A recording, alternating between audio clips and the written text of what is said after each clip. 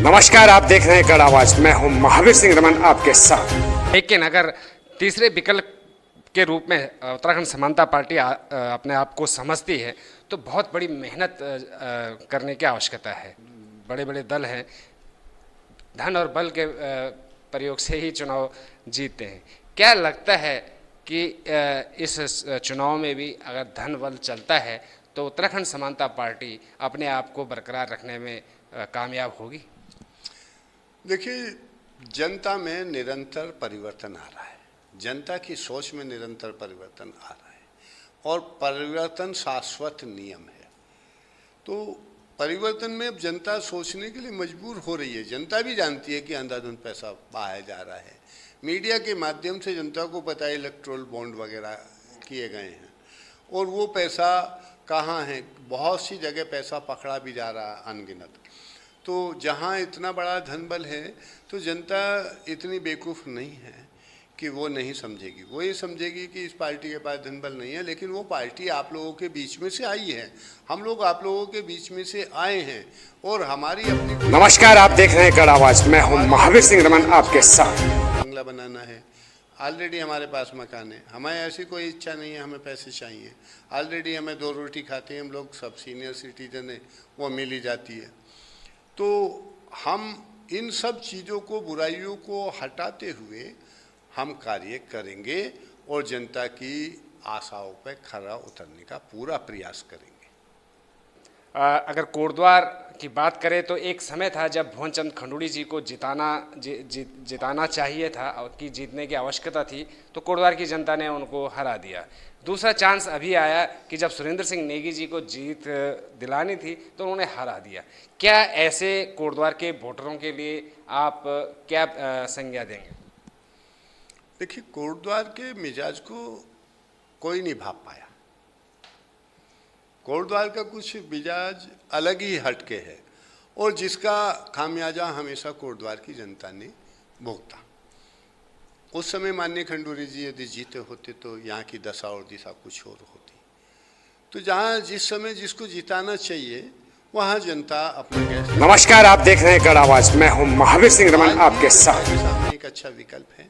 एक रिटायर्ड राजपत्रित अधिकारी है, all India attack on corruption से का मैं राष्ट्रीय अध्यक्ष हूँ। मुझे सब कानूनों का, सब चीज़ों का ज्ञान है। मैं जनता की भलाई के लिए कार्य कर सकता हूँ।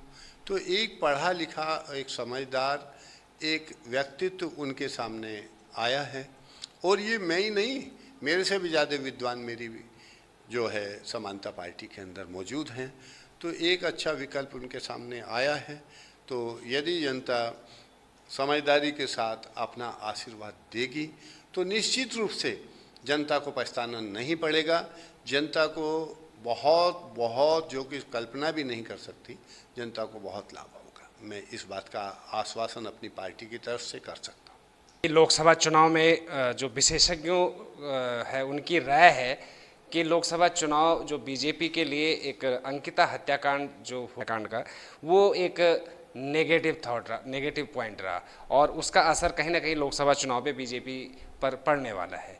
अगर हम बात करें निकाय चुनाव। नमस्कार, आप देख रहे हैं कड़ आवाज। मैं हूं महावीर सिंह रमन आपके साथ। से जस के तसे बरसात आने वाली है, क्या इसका फर्क निकाय चुनाव में वर्तमान सरकार पर पड़ेगा? देखिए, जनता बहुत दुखी है, बहुत लंबी यात्रा करनी पड़ती है, धूल धक्कड़ में को गुजरना पड़ता है, व्हीकलों की स्थिति खराब होती है, लेकिन जनता निरीह है, क्या करे। जनता के हाथ में इतने दिनों बाद वोट का अधिकार आया है, उसको भी जो लोग बाग अपने धन बल से या उससे छल लेते हैं और जनता बेचारी फिर जो की तो रह जाती है। ये पुल तो बन जाना चाहिए था। आप ये देखिएगा कि एमपी को एक निधि मिलती है, विधायकों को एक निधि मिलती है खर्चने के लिए, मेयर को, सभासदों को एक निधि मिलती है।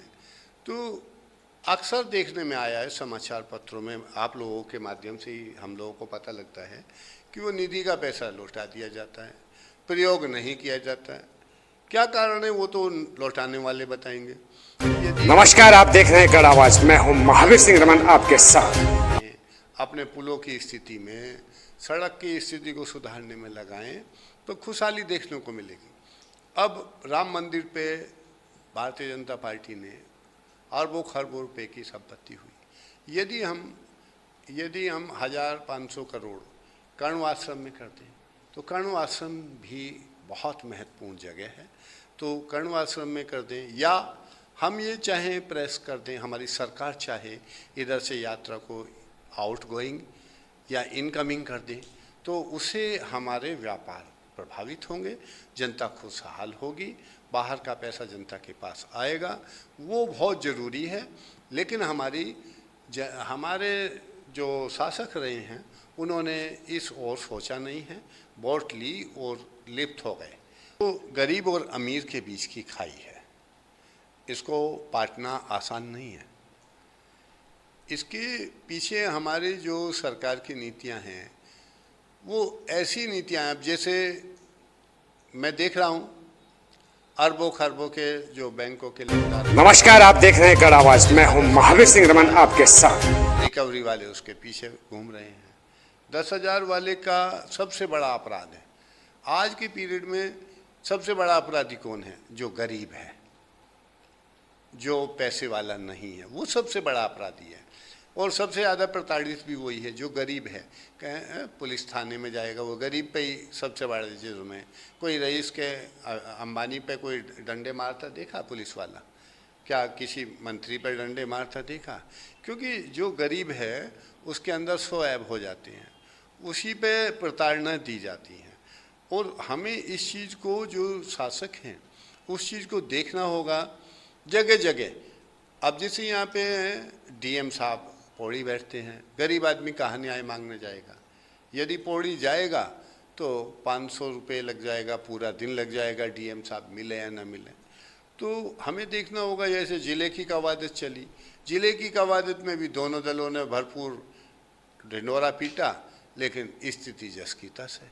10 साल ये गवर्नमेंट भी रही, ये तो 3 गवर्नमेंट का इन पर चार्ज था। यदि ये चार्ज नमस्कार, आप देख रहे हैं गढ़ आवाज। मैं हूं महावीर सिंह रमन आपके साथ। बढ़ा भी सकते थे। यहाँ भी बीजेपी थी और केंद्र में भी बीजेपी थी। इस सरकार की डबल इंजन नहीं, मैं तो ट्रिपल इंजन कहूँगा, ट्रिपल इंजन की सरकार ने भी हमारे कोटद्वार को अछूता रखा और ज़िले के अधिकार से वंचित रखा, और जिसका खामियाजा यहाँ की जनता भुगत रही है। मैं तो यही कहूँगा, जनता समझदारी के साथ जो उसको अधिकार वोट का मिला है करें और पूरी वोट दें। मैं ये नहीं कहूँगा किसी को भी दें, मुझे दें, किसी को दें, वोट दें और समझदारी के साथ दें। अगर जनता ने आप पर विश्वास जताया और आप मेयर पद पर विराजमान होंगे तो कोटद्वार के लिए सबसे जो है कि महत्वपूर्ण क्या प्राथमिकता रहेंगी? देखिए, मेरा यदि जनता ने मुझे आशीर्वाद दिया तो सबसे पहले तो मैं निरीह पशुओं पर, जो देख रहा हूँ बेचारे जो पशु हैं, छुट्टा पशु हैं, जिन्हें खाने की दिक्कत है, गर्मी में जाड़े में परेशान हैं, और इनसे जनता भी परेशान है।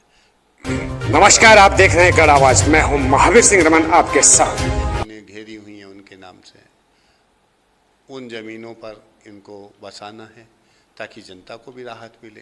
दूसरी जो बदहाल स्थिति है जनता की, सड़कों की है, पानी की है, छोटी छोटी रोज़मर्रा की समस्याएं हैं, उनसे निजात दिलाने का हम प्रयास करेंगे।